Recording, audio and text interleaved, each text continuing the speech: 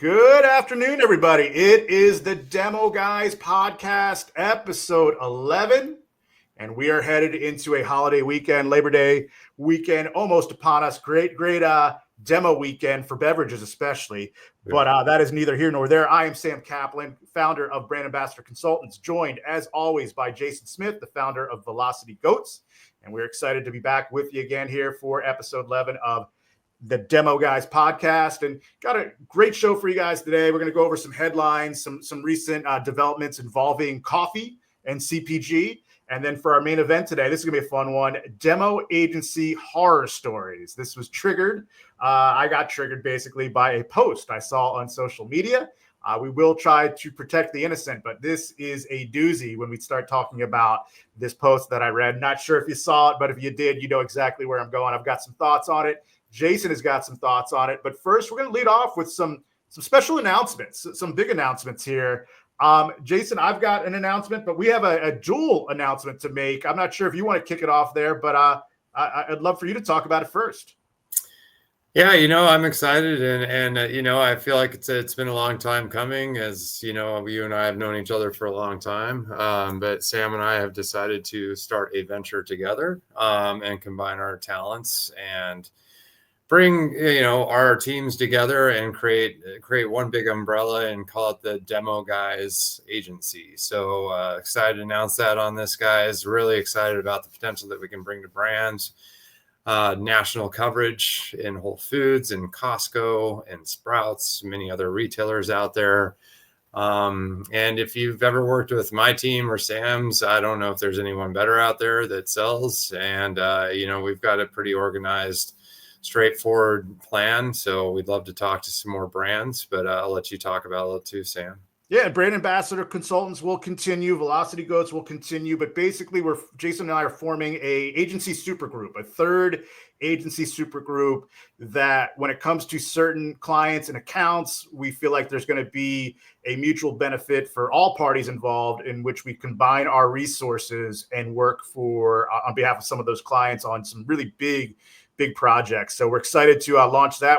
We are about to ink our first client together. That's going to happen probably any hour now, but there's some other irons in the fire as well. But that's exciting as well. Also want to shout out Sarah Delaney from Cirilla. I was given the honor recently to be named to Cirilla's advisory board. Cirilla is a tremendous beverage and a non-alcoholic adaptogen beverage sold.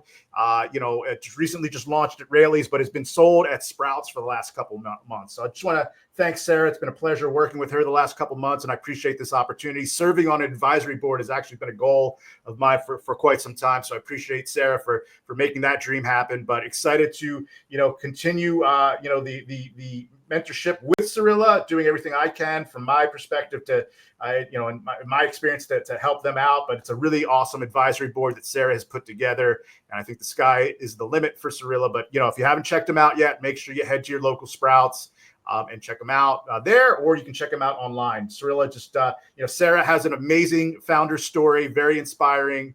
Some of the obstacles and hurdles that she's encountered in her life, but she's paying it forward with Cirilla's overall mission. So you can check out for more on Cirilla at their website. Just Google them. You'll be taken right there. But we have our headlines coming up here.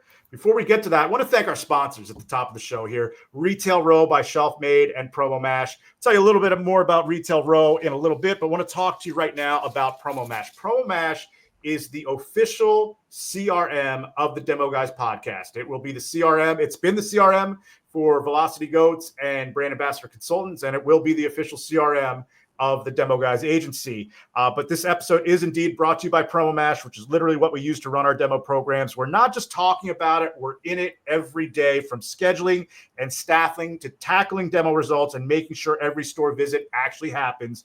Promo Mash is the platform that helps us stay sane.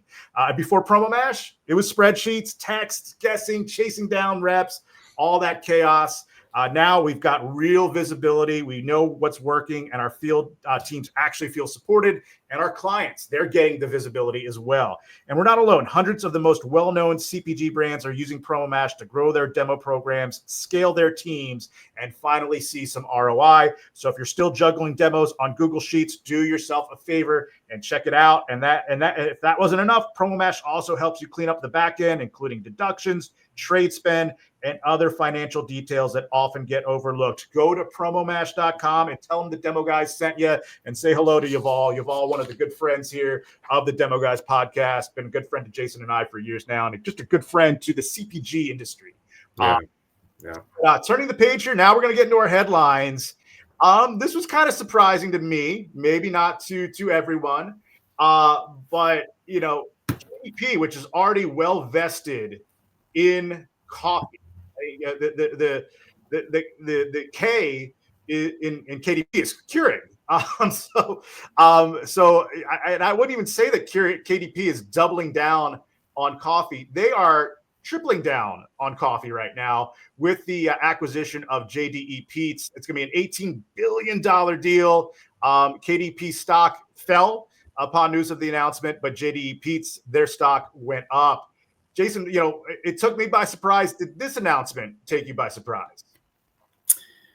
I mean, nothing surprises me anymore, Sam, in CPG, but yes, I mean, obviously this is a big deal. And, just a little bit about it, just unpacking it the way it's going to be set up. So this will become two new publicly traded companies. So a beverage company, which is Dr. Pepper, Canada Dry, 7-Up, and A&W will be one.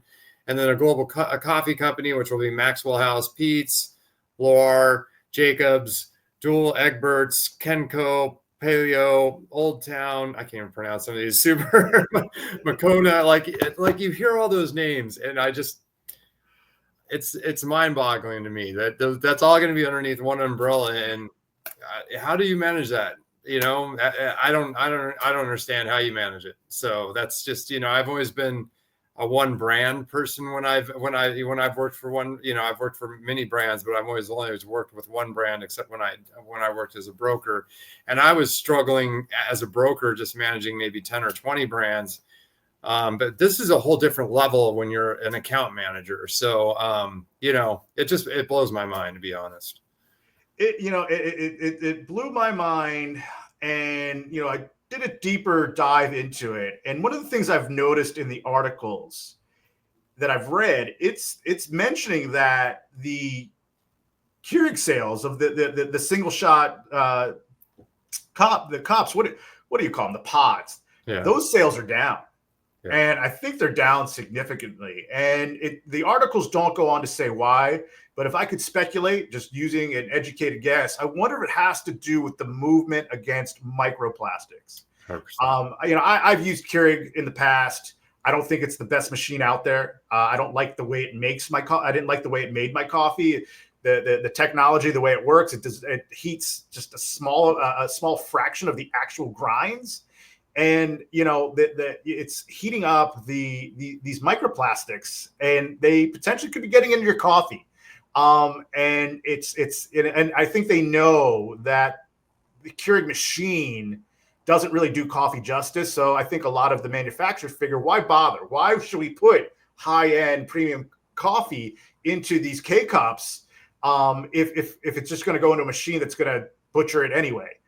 So the margins on it have been tremendous. I think that's why Dr. Pepper wanted to acquire Keurig so many years ago. But I think that Keurig movement is kind of dissipating, and we're seeing home consumers looking for other sources of coffee. And it's not necessarily going out to Starbucks and spending $7 for a small coffee. I think in terms of home consumption, you have a lot of people going with ground coffee, but also multi-serve. When I was at Super Coffee, that we saw the numbers, we saw that category grow, especially during COVID. And the multi-serve category, especially in the grocery retailers, that set, when you go into the dairy set at a lot of retailers, you go back 6 years ago, that multi-serve set really didn't exist. And if it did at certain retailers, it was very small. And now it's blown up. There's just so many options out there. So I understand what KDP is doing. I think that their core business with coffee for so many years has been the K cup, but they're seeing that market dissipate, and I don't think it's going to make a comeback.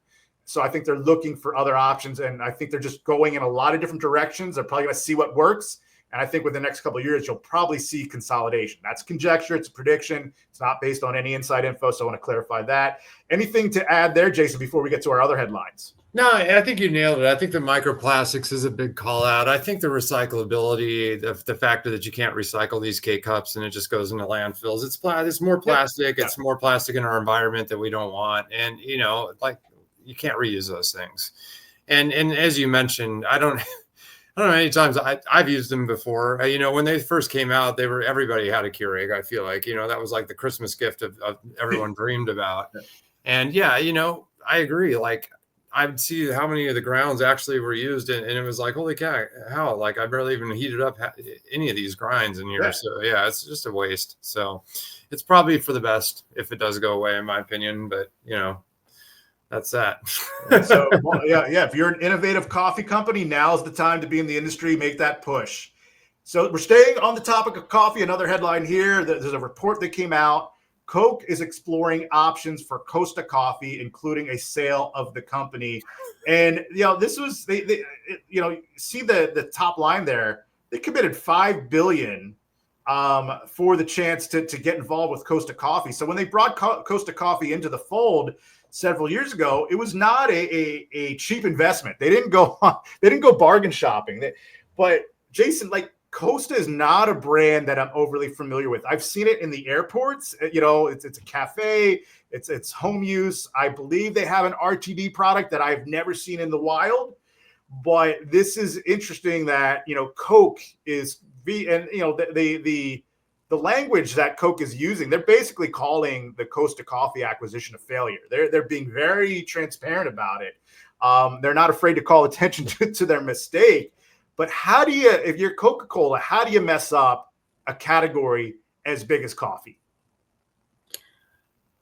How do you mess up a category as big as tea, Sam? I mean, how does Coke seem to mess up a lot of these acquisitions? I don't know, man. Like, who's doing? First of all, $5 billion is a big number. So, if you're taking that risk, I mean, gosh, it amazes me when I think about it, because there's so many brands out there, so many great brands. It'll never even see numbers even close to that, and that probably deserve it more than Costa Coffee does. So, or did at that time. And I can't even speak to it. You mentioned it before this call, honestly, Sam, and I was like, who's that? I don't even know who that is. So, you nailed it. Wow. Yeah. And I think the moral of the story is a lesson that we've tried to share multiple times on the podcast here. If you work for a better for you brand that happens to be acquired by Coca-Cola, if you've got stock options, great news for your stock options, probably bad news for your salary, because Coke is going to run your better for you brand into the ground in all likelihood. That's just my opinion. We've seen it before. I think we'll see it again. Last headline here before we get to our main event. This is a sad one for me, Jason, because I used to be a big fan of Flow water. I liked the quality of the water. I loved the packaging. It used to be my go-to at Whole Foods, but they're having some issues. The CEO of Flow Beverage was recently, I believe, was forced out or left under unique circumstances, and I believe that they are having some problems repaying some of their lenders.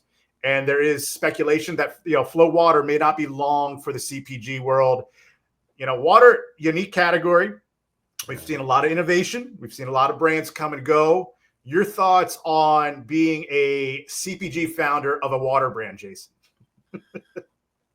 Honestly, I don't. It's hard to even go there, because I do have some friends who are founders in that space, and I don't want to say anything negative to them. But I got to be honest, it's probably the hardest category right now to succeed in. You had Liquid Death come in and say death to plastic. So I think any water bottle sold in plastic any brand that's trying to do that right now is going to have a hard time finding any success. But now, like the boxed water thing with Flow, and I don't know how the boxed water company is doing, but I think they're having issues as well. That was I've seen something similar, so I don't want to speak to that, but it's, I think water is getting more and more difficult to sell on the shelf. That's what I'm going to say. I know it's a category, it's been there. I think it's going to be a category that stays the same and then starts to shrink down somewhat. I think it's going to go from those 12 feet to 8 feet and maybe 4 feet in sets, only because there's only going to be a few players that are going to be able to sustain the velocities to stay in it. And it's really just become a high-low game at this point. Like, who's even paying attention to brands anymore? I think they're just looking for what's the best price, and that's what they go for. I know that's what I've started to do. My loyalty now is not, I got to be honest, when I buy one or the other, if it's flavored, I'll get a little different experience. But usually I just stick with straight water, and none of it tastes different enough for me to make a decision on whether I'm going to spend more money on something such as a Liquid Death or Essentia or any of those brands. Like, I'm shopping price. And I think a lot of the consumers and I do a lot of demos in Whole Foods and retailers like that. And I've witnessed the similar behavior from customers. So, and the margins are tremendous for water, but Jason, you hit the nail on the head. The competition is so intense. I would advise any CPG founder of a water play, that gets hot, you get in and you get out. When that, you get that, if you got to make that exit within 2 years, because you may think it might last 5 or 10 years, but it's not. There's going to be another company that comes in with something that is promoted as an innovation, something different, and it's going to be tough to maintain that momentum that you gained in a short amount of time. There's very few, in terms of from the better for you side, the types of water brands that are sold at a Whole Foods or Sprouts, those brands we just have not seen the stamina from their sales. It flames out pretty quickly. One thing I want to throw out at you, Jason, while we're on the topic of water, because you mentioned plastics, and I want to know if you think I'm crazy. I think it's a good question to pose to you because you're a better for you guy like me. I know you're strict about what you consume. So every now and then, I do have a bottle of water, and I'll leave it in the car. And I rarely drink bottled water anymore, but I still do on occasion. And people tell me I'm crazy for saying this, but I'll leave it in a hot car. After a couple hours, I come back, I'll drink it, and I swear I can taste plastic. Has that ever happened to you? Am I crazy for thinking that, or is that just like my imagination running wild? No, I think you nailed it. And there's been many times where I bought a gallon of water and thought the exact same thing. Like, I taste something, it tastes like something, right? And it's not minerals. It's definitely something more like a plastic. And the better for you space is very important. It's scary too, though, because we are becoming so much more aware of what is in our water and in the ingredients of foods that we're consuming and things like that. It's getting almost hard to even want to consume anything bought on a shelf, right? Like, unless you can make it at home. But what's a better I make my own hydrogen water at home now. I hear you, and that's exactly what I've started doing. But then there's the other part of that too is, can you trust any water supply? Like, do you even know what's in the water unless you're testing it yourself on a high level? So, and I've seen a lot of brands come out and try to sell their water as some kind of special.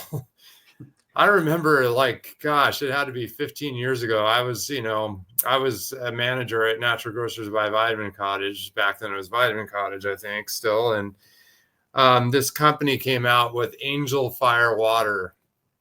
And it was from Angel Fire, New Mexico or somewhere, and they just claimed that this water is special, and it had all this special powers, and if you drank it, you felt. And I had people literally, and they were like $8 a bottle of water, and I had people coming in the store and buying it in massive loads and stuff, and then they tested the water, and it was full of all kinds of bad things and just toxic, and it went out of business. And I was like, man, that's.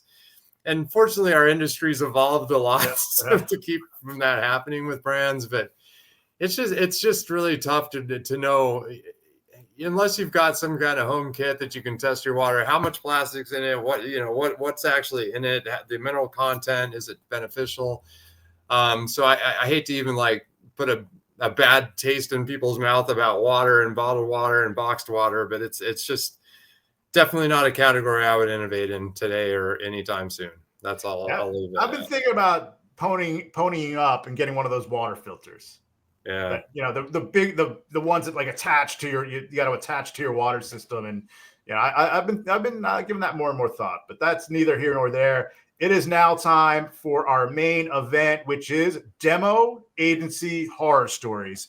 And what triggered me and prompted this topic, it's on a social media platform. I'm not going to name, we're going to be very vague about this social media post because we don't want to get ourselves sued, and we want to protect the innocent.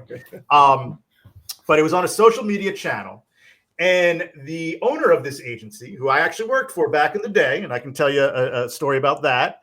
We'll get to that story too. It's a horror story. The owner posted on social media that the reason why she keeps, I didn't want to mention gender, but I did it twice now. This owner pays less than $25 per hour to their agency's talent, which I think is ridiculous in this day and age. Brands out there, if you don't work with Jason or I in terms of agencies, that's fine, but just make sure you work with an agency that pays their brand ambassadors a minimum of $25 an hour. That's what I'm going to tell you, because when you go below $25 an hour, you get what you pay for, and it's pretty scary. But again, neither here nor there. I digress. So this post was just from the agency founder justifying why they pay significantly less than $25 an hour. And the agency owner claimed it's because they have legal fees that they have to incur these legal fees to protect their brand partners because of no-shows, and that they have to go after their brand ambassadors at no-show demos or events and ghost the agency. They have to go after them legally, and they need to they need to pay less so that they can go after these brand ambassadors, which is unheard of.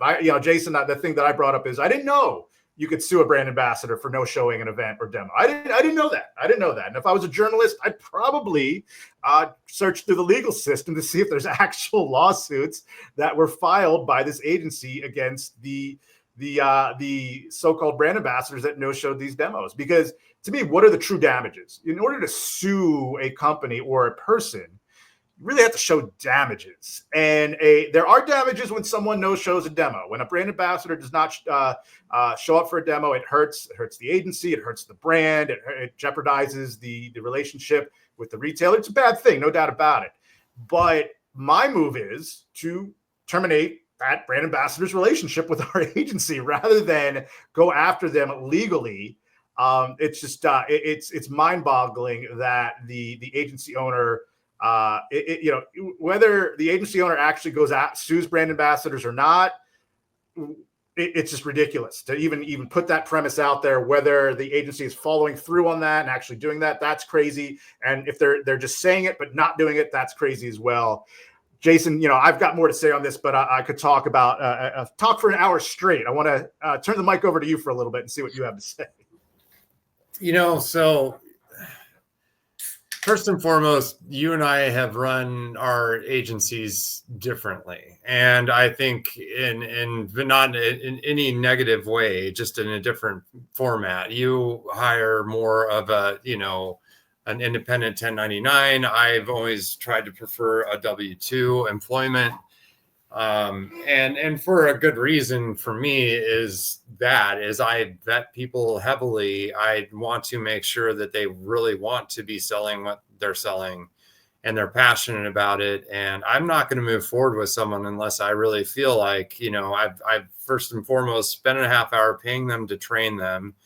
And I've done a lot of work on the back end. I've asked for references. I've done everything on my part to make sure that they're going to show up and do a good job. And yeah, has it been 100% successful? No, I'm not going to lie. There's been a couple that I've hired that haven't turned out to be great.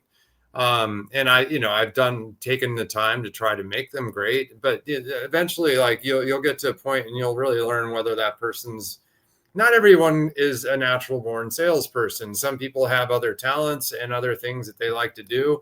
Sales demos, it's harder than a lot of people really understand Crime. until you've It's a done it crime. yourself. Like, and it's another thing too, whereas I always try to point that out to brands, like those are the face of your brand. Like the people in the stores, it's essential that you get the right people, because that's most customers first, their first time ever engaging with your brand is through that person. And if they can't speak to your brand, or if they're not passionate, or if they don't want to be there, it's not going to come across well to that customer. And will they remember that experience? Yes. And will they purchase your product? Probably not. So that's a big deal. And I would say this: if you're not going to pay enough to keep people happy and engaged in selling your product, you have to expect a no-show, because there's people like Sam and I who are looking for talent, and we're going to try to hire them for a higher dollar amount, and they're probably coming to work for us. And I'm sorry that you had the no-show and they didn't show up for you, but what could you have done as a founder or as a business owner to make them show up? And I don't think paying them a less wage so you can save money, so you can go after the other brand ambassadors legally who don't show up, is a solution. And that's just my opinion. I think it's a bad way to run a business. And I think it's going to be it's going to be hard to attract brands for that model long term. So what do you think? There was a movie that came out quite a few years ago called Moneyball. It starred Brad Pitt and Jonah Hill. And there's a line in the movie where the Jonah Hill character is talking to the character played by Jonah Hill is on a flight, a team baseball flight, talking to a character that's portraying David Justice. And they're talking about, the fact that the Oakland A's at one point allegedly made players pay for soda out of the soda machine. And the David Justice character asks the Jonah Hill character, hey, what's with that? And Jonah Hill says, Billy being the GM for the Athletics, believes in keeping the money on the field. And that to me has been my belief. You keep the money with the talent. Like, I'm not going to spend money hiring lawyers to go after brand ambassadors that I don't want to work with anyway. I'd rather just spend that money on trying to make them higher paid so they feel more vested and motivated to continue to work with me and want to keep the job. So, and I just don't know whether you could really sue a brand ambassador for that. Again, it is damaging, especially also if they have assets. There's been times where we've sent them branded assets, which are not cheap, and they no show. And then I say, hey, gonna need that. You're not going to work for us anymore, but I'm going to need those assets back as well. And then you get ghosted. But, maybe tops, you're looking at $50 to $100 worth of branded assets. To sue someone in this day and age, it's going to cost you a lot more than $100. So that post really triggered me. And I worked for that agency, and it was one of the worst. I shouldn't say one of the worst. It was the worst experience I've had as a brand ambassador. That's how I got into this industry. I was a brand ambassador myself. Started out as a side hustle. I had a different job and I needed to make some money on the side, and I didn't plan on becoming a brand ambassador. It just kind of happened. And here I am 10 years later. But I worked for this agency, and it was the worst experience of my life because it was for a brand that was a great brand. It's still around to this day. They got him as a client. Good for them. And I was there as a third party representing the agency at a Whole Foods. I believe it was Whole Foods Plymouth meeting. And almost the entire time, I felt like I was being harassed by the owner of this agency. It was, you need to visit. Like, I had to send pictures of my demo table, and I had to keep positioning things this way and that way. And I had to take certain types of pictures. It was like I was doing a photo shoot. It was like I was being coached. And I'm thinking to myself, does this owner want me to engage customers and sell to customers, or did they just want me to do a photo shoot? And this went on. I was getting texts. And then if I didn't get back to the text right away because I was talking to a client, I would get a phone call. And it's like, it was the most maddening experience of my life. And, agencies that conduct themselves this way with clients, with brand ambassadors, it's just so damaging for our industry because it potentially drives brands away for good. And it drives brand ambassador talents away. If that had been my first demo, Jason, fortunately, I've been doing demos for 2 years, and I had enough positive experiences to know that, all right, this is a bad situation. It's toxic. I'm going to finish the demo out and never work for this person again. But I had 2 years of experience to draw from. Had that been my first demo, I never would have demoed again. And we wouldn't be here where we are today. We wouldn't be doing a podcast right now if that had been my first demo. And those agencies that are out there that, really, it's almost like they're pulling a scam. They're running roughshod over these clients. And if it's a brand's first time doing demos with a third party, odds are they're going to have such a bad taste in their mouth that they're done demoing. They're just not going to demo again. But the reality is, if they're an emerging brand and they want to grow, they're going to have to demo. They just don't realize sometimes that they picked one of the worst possible partners they could find. No, you nailed it, Sam. I think you also mentioned that you know someone who was working with that same agency while you were at a Wegmans doing a demo and had an experience that was very similar. Just watching this poor person go through the same thing you went through at Plymouth Meeting years before, and so it obviously continues. And I'm sure that agencies, we obviously know they're still in business. So when you're a brand, especially a small emerging brand, and you're hedging a lot of your marketing budget on demos, you need to make sure you're partnering with the right partners, because if they don't have a vested interest in your brand and they really just want to make the demo look like it was successful,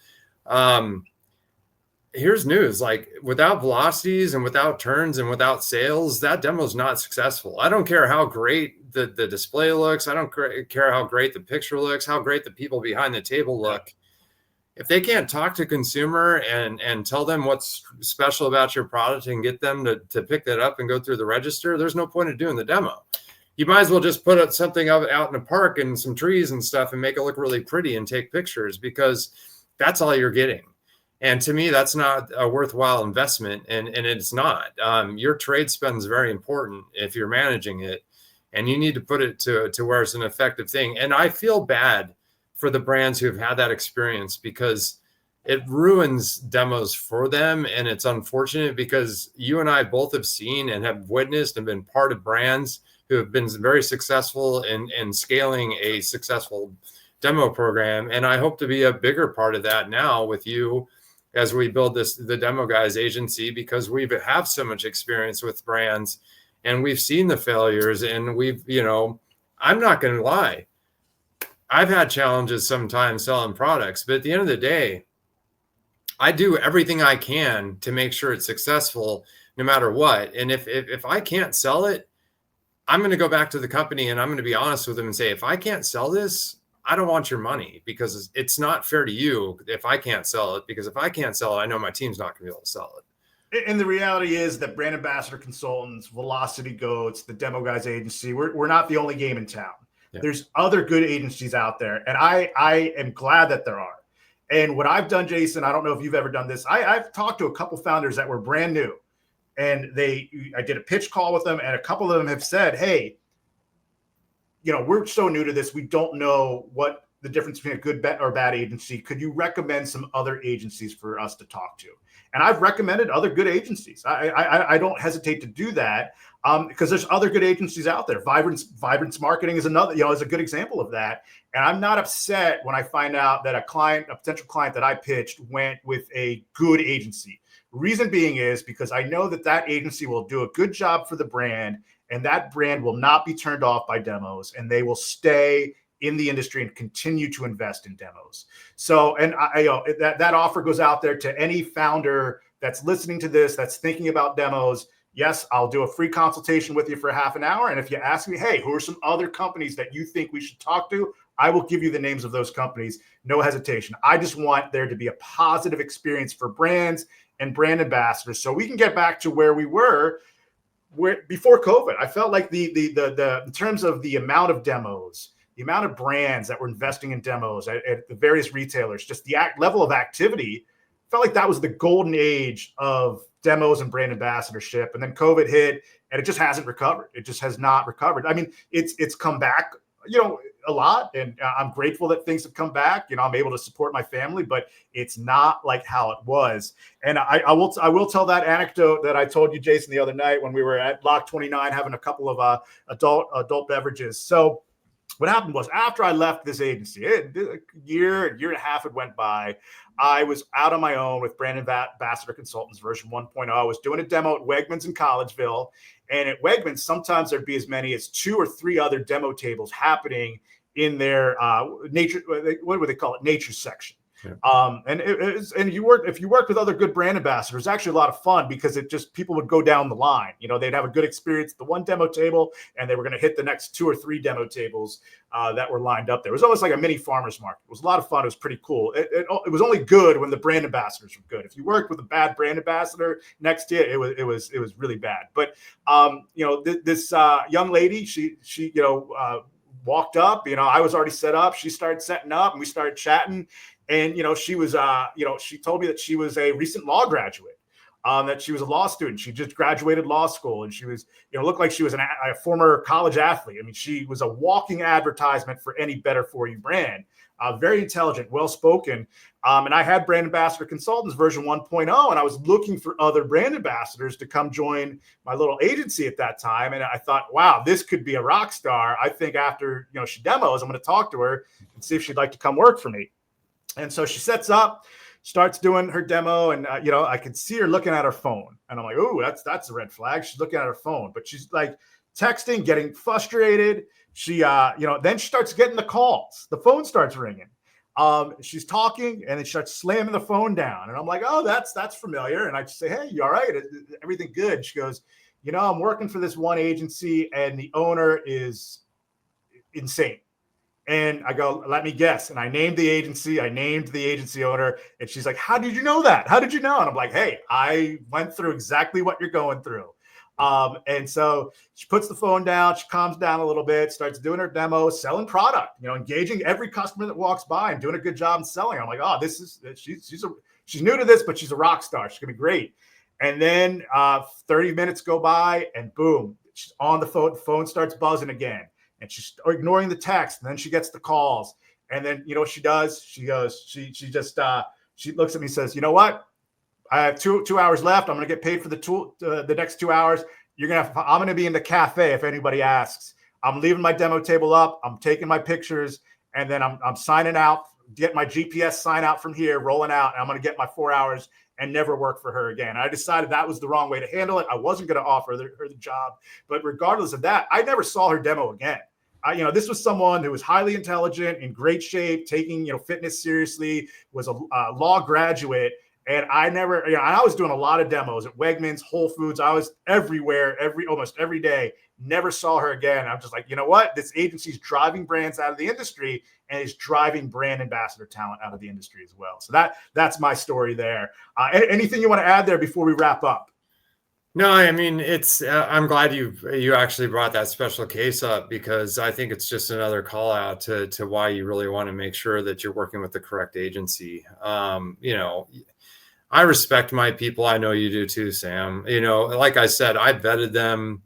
And honestly, the majority of my team has been working with me for well over a year now because of that. And, I respect them. I treat them like I would my closest friends, because they're people I care about. And I know they give out a lot. They give up a lot. Like, they're in there every weekend. They're spending 4 or 8 hours on their feet in a Whole Foods doing their best to sell a product. And that, hopefully, they've created a huge clientele for it because they believe in it so much. And that's what's happened. And the relationships in the stores they've created have been phenomenal. And they just, it's just, if you embrace your team, and that, I think this stands for any sales team for that matter. Like, you have to invest in your talent to get results, and paying a low wage and anything like that is basically disrespectful. And in today's world, honestly, I mean, $25 an hour is barely even fair, in my opinion. Like,